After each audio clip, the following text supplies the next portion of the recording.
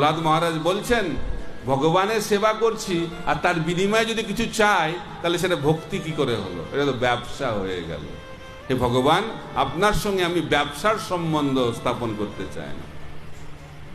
তাই ভগবানের কাছে আমাদের কিছু চাওয়া উচিত নয়। প্রেম মানে হচ্ছে দেওয়া। আমি আপনার জন্য কি করতে পারি, আপনার জন্য আমি কি সেবা করতে পারি।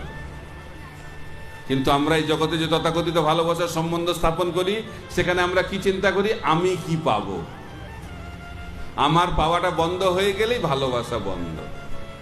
চেক করে দেখতে পারেন, না করলেই ভালো, কিন্তু চেক করার যদি ইচ্ছা থাকে করতে পারেন। কত কি আপনাকে ভালোবাসে, দেওয়াটা বন্ধ করে দিন, দেখবেন কত ভালোবাসা থাকে। নিজের লোক সব ছেড়ে চলে যাবে। প্রভুপাদ যখন ব্যবসা বন্ধ হয়ে গেল, সবাই তাকে ছেড়ে দিল। টাকা বন্ধ, ভালোবাসা বন্ধ। এটা হচ্ছে জগতের বৈশিষ্ট্য।